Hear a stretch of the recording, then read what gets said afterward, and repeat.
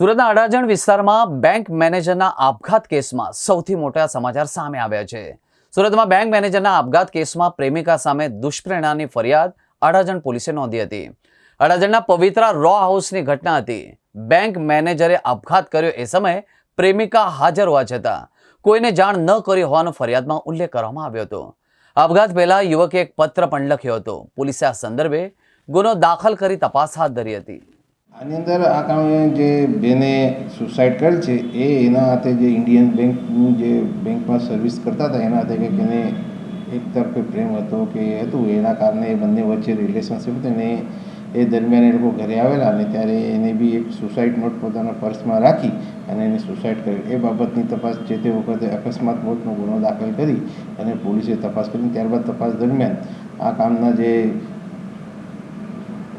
મરણ ગયેલ ભાઈ છે એ ભાઈને આજે એની પ્રેમિકા તરીકે ઓળખાતા એ બેનના દુષ્પ્રેરણ કે એના કારણે જે આત્મહત્યા કરેલ હોવાનું તપાસમાં જણાઈ આવતા આ કામે મરણ જનાર ભાઈના પિતાજીએ અડાજણ પોલીસ સ્ટેશનમાં ફરિયાદ દાખલ કરાવેલ છે।